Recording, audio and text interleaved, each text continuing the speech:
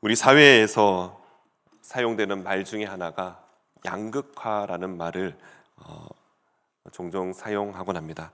주로 경제 용어에서 이 말을 많이 사용하게 되는데요. 같은 시대를 살아가면서 빈부의 격차, 또 세대 간의 격차이죠. 그리고 사회적 신분의 격차로 서로가 이해하지 못하는 그 사회의 모습, 그 모습을 양극화라고 그렇게 이야기합니다. 이런 현상이 사회에서만 일어나게 되는 것일까요? 그렇지 않습니다. 저도 사역을 부교육자를 계속 하다 보니까 보통 4년 아니면 5년 이렇게 옮겨 다니면서 그렇게 사역을 교회마다 하게 되는데, 이런 교회들마다 양극화의 모습이 이 교회 공동체 안에도 보인다라는 것이 참으로 슬픈 일이었습니다. 겉으로는 한 공간에서 모여 함께 예배드리며 함께 찬양을 부르지만, 그러나 보이지 않는 선을 긋고 끼리끼리 모이는 그런 선택적인 모임, 또한 조건적인 모임들이 이 교회 공동체 안에 있다는 것 또한 그 사실이 너무 안타까웠습니다. 그래도 다행인 것은 우리 교회에 아직 그런 모습이 보이지 않습니다. 앞으로도 보이지 않고 들리지 않기를 바라고 원합니다. 어제 말씀드린 대로 고린도서 11장부터는요, 공동체에 대한 이 바울의 권면이 시작되고 있습니다. 교회의 질서 그리고 교회의 모범이 어제의 본문이었다면요, 오늘 고린도서 11장의 후반부는요, 교회에서 가장 중요하게 생각하며 또 정말 조심하게 생각해야 될 거룩한 성만찬이, 근데 이 성만찬이 어떻게 무너지는가를 우리에게 말씀하고 보여주고 있는 것입니다. 바로 공적 예배에서 일어날 수 있는 두 번째의 무질서에 대해서 오늘 지적하고 있습니다.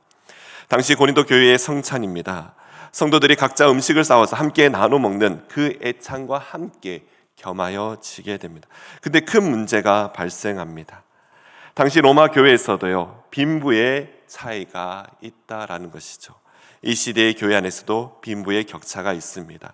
부유한 성도들입니다. 그들은 안쪽 식당에서 편안하게 음식과 포도주를 즐기는 반면에, 또한 밤늦게서야 일을 마친 후에 밤늦게서야 늦게 도착한 노예 신분, 또한 빈곤층의 성도들은요, 그 자리에 들어가지도 못합니다. 그래서 바깥들에 앉아 그렇게 머물러야만 했던 것입니다. 누구는 먼저 즐기고 누구는 후에 먹는 이 결과를 오늘 성경에서는 말씀합니다. 21절 말씀인데요, 이는 먹을 때에 각각 자기의 만찬을 먼저 각다 먹음으로 어떤 사람은 시장하고 어떤 사람은 취함이라. 가장 평등하고 거룩해야 할 주님의 식탁이 또한 세상의 계급이나 빈부의 격차를 그대로 드러나는 그런 자리가 되어버렸다라는 것을 보여주고 있습니다. 바울은 이 문제를 향해 너희가 하나님의 교회를 업신여기고 빈곤한 자들을 부끄럽게 하는가라고 그렇게 질책하고 책망합니다. 오늘 고린도 교회의 문제점이죠. 이 문제를 회복하며 성도의 올바른 연합을 만들기 위해서 바울은 어떤 가르침을 하고 있을까요? 오늘 말씀을 묵상하며 함께 은혜 나누는 이 시간 되길 간절히 소망합니다. 첫 번째는 이 성찬의 의미를 제대로 깨달아야 하는 것입니다. 성찬은 바로 나를 버리신 그리스도의 희생과 새 언약을 기념하는 자리입니다. 바울은 성찬의 본질이 변질된 고린도 교회에 향해서 자신이 예수님께 직접 받은 성찬의 그 의미의 말씀을 다시 한번 선포합니다. 바로 예수님이 잡히시던 밤에 떼어주시던 그 떡입니다. 24절 보시면 너희를 위하는 내 몸이라 이렇게 설명합니다. 또 식후에 주신 이 잔은 짐승의 피가 아닌 예수님의 피로 세운 새 언약이니라 라고 그렇게 가르치고 있습니다. 근데 이런 질문을 할 수 있습니다.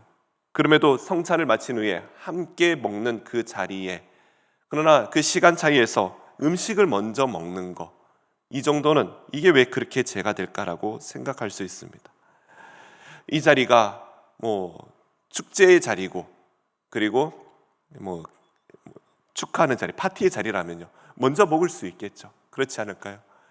누가 먼저 왔기 때문에 축하하는 자리에서 먼저 먹는 것이 기쁨이 되고 즐거움이 될 수도 있습니다. 시간에 따라서 늦게 오는 사람들이 늦게 먹을 수도 있다라는 것이죠. 그러나 우리가 분명히 기억해야 될 것은 이 자리가 파티의 자리나 축제의 자리가 아니라는 것을 분명히 기억해야 됩니다. 모두가 다 알고 왔습니다. 이 자리는요, 성찬의 자리이라는 것입니다. 바로 이 성찬의 자리, 이 성찬의 의미가 무엇입니까? 바로 우리를 살리기 위해 자기 몸을 찢으신 그리스도의 희생적인 사랑을 생각하며 그것을 기념하는 그런 자리여야 하는 것입니다. 우리도 절기에 맞춰서 성찬을 합니다. 그리고 때를 정해서 애찬을 합니다. 성찬은 단순히 배를 채우기 위한 육체적인 식사의 자리가 아니라는 것을 분명히 기억해야 합니다. 십자가의 은혜로 죄인인 우리가 하나님과의 화목하게 되었음을 기억하며 또한 장차 주님이 다시 오실 그 날을 소망하는 그런 거룩함의 자리라는 것을 우리는 분명히 기억해야 합니다. 사랑하는 성도분, 우리 또한 이렇게 성찬과 애찬을 하는데 그때마다 어떤 마음으로 참여하고 계셨습니까? 성찬에 참여하기 전에 우리는 우리의 몸과 마음을 반드시 살펴야 하는 것이 중요합니다. 우리의 죄를 회개하며 깨끗하고 거룩한 마음으로 참여해야 합니다. 그래서 우리는 매 성찬 때마다 29절 말씀을 말씀하죠. 29절입니다. 주의 몸을 분별하지 못하고 먹고 마시는 자는 자기의 죄를 먹고 마시는 것이니라. 그래서 우리가 이 성찬에 참여할 때마다 반드시 기억해야 될 두 번째는요, 바로 주님의 몸을 분별하며 자신을 살펴볼 수가 있어야 한다라는 것을 기억해야 됩니다. 바울은 주의 떡이나 잔을 합당하지 않게 먹고 마시는 자는요, 주의 몸과 피에 대하여 죄를 짓는 것이라 그렇게 경고합니다. 또한 성찬에 참여하기 전에 방금 읽었던 29절 말씀이죠. 주의 몸을 분별하라라고 그렇게 명령합니다. 여기서 분별해야 될 주의 몸은요, 두 가지 의미가 있습니다. 바로 첫 번째는 성찬의 떡과 잔이 가진 그런 십자가의 의미가 담겨져 있습니다. 두 번째는 예수 그리스도의 몸된 교회 공동체라는 그런 의미가 있습니다. 그렇습니다. 내 옆에 가난하고 연약한 형제를 무시하고 차별하는 것, 이것은 성찬의 진정한 의미가 아니라는 것이죠. 이어서 하는 애찬의 의미도 아닙니다. 이는 그리스도의 몸을 찢는 행위이자 분별하지 못하는 죄의 모습이라고 말씀합니다. 그 결과 고린도 교회에 어떤 일이 일어납니까? 30절의 말씀 보시면요, 그러므로 너희 중에 약한 자와 병든 자가 많고 잠자는 자도 적지 아니하리라. 우리가 살다 보면 약한 자도 있을 수 있고 병든 자도 있을 수 있습니다. 때로는 이런저런 이유로 잠자는 자, 또 죽음에 이르는 자가 있을 수 있습니다. 그러나 바울은요, 이 교회에 일어나는 이러한 현상들이 분명히 이렇게 이야기합니다. 32절인데요. 우리가 판단을 받는 것은 주께 징계를 받는 것이라. 바로 하나님의 징계의 결과라고 분명히 이야기하고 있습니다. 우리는 교회 안에서 함께 성찬을 참여합니다. 이는 서로가 서로를 대할 때 그리스도의 몸된 지체로 소중하게 여겨야 하는 것이죠. 앞서 고린도서 10장에서도 이렇게 말씀합니다. 떡이 하나요 많은 우리가 한 몸이니 이는 우리가 다 한 떡에 참여함이니라. 그렇습니다. 나의 이기적인 태도가 오히려 교회 공동체를, 그 공동체의 연합을 깨는 그런 죄가 될 수 있다라는 것을 우리는 기억해야 하는 것입니다. 그래서 바울은 성도라면 우리가 서로를 대할 때 어떻게 대해야 하는가, 이것을 우리에게 구체적으로 설명하고 가르쳐주고 있습니다. 그래서 마지막으로 기억해야 될 것은요, 아름다운 교회 공동체의 연합은 서로를 배려하고 기다려주는 것에서부터 시작된다라는 것을 기억해야 됩니다. 바울은 이 모든 무질서와 분쟁에 대하여 명확하고 구체적인 방법을 우리에게 가르쳐 주는데요. 33절 말씀입니다. 33절 말씀입니다. 그럼즉 내 형제들아 먹으러 모일 때에 서로 기다리라.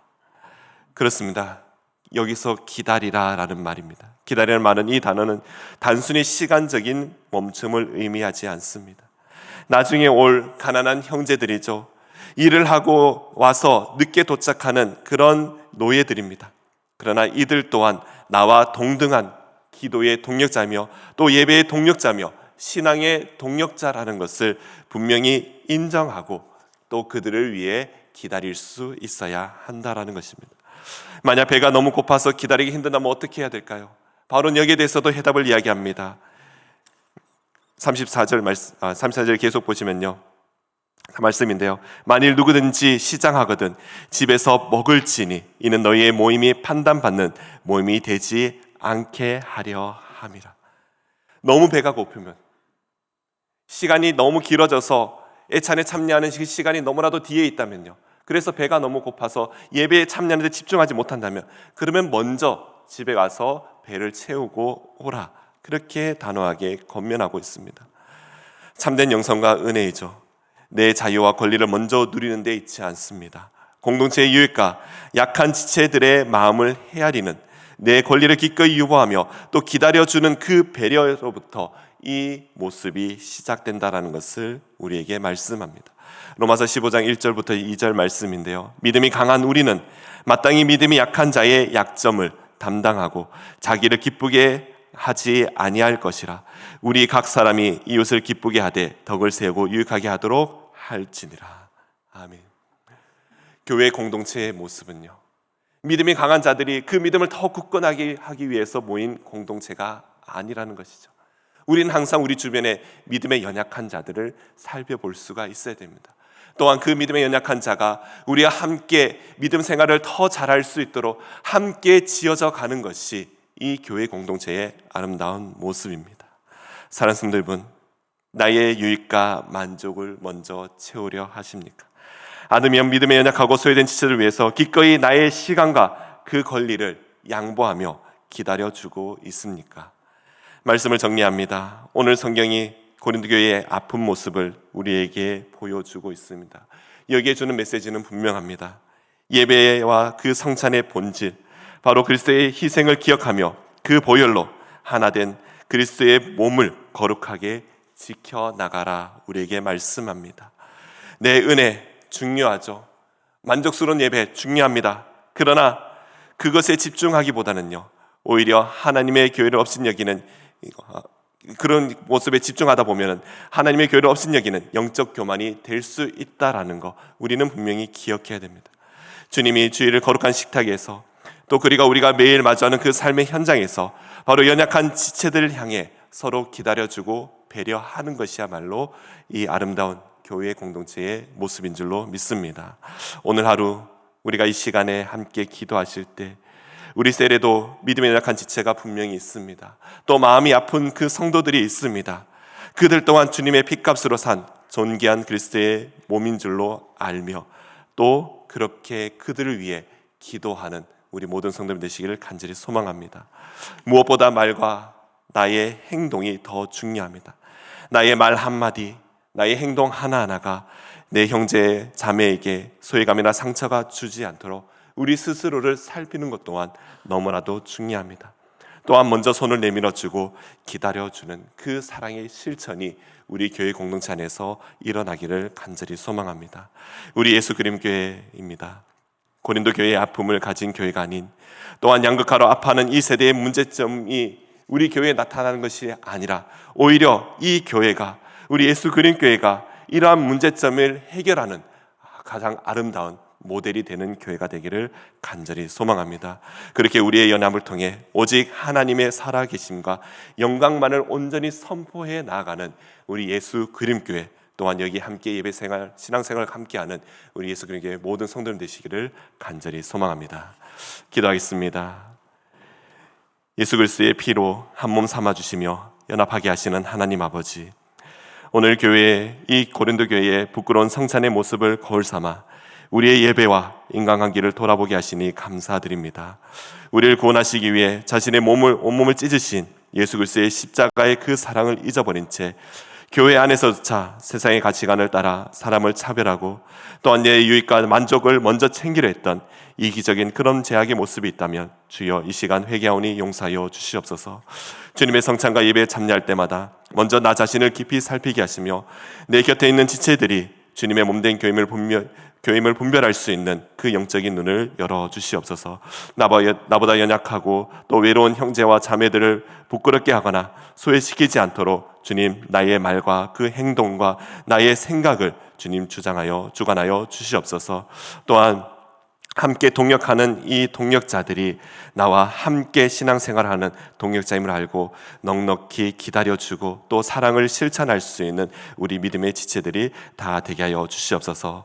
이 아침에도 공동체에 무너진 관계 때문에 혹 이기적인 성도의 말과 모습에 상처받고 눈물 흘리는 성도가 있다면 주님, 그 십자가의 사랑으로 그 마음을 위로하여 주시옵소서.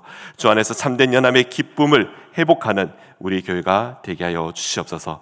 감사드리며 예수 그리스도의 이름으로 기도드립니다. 아멘.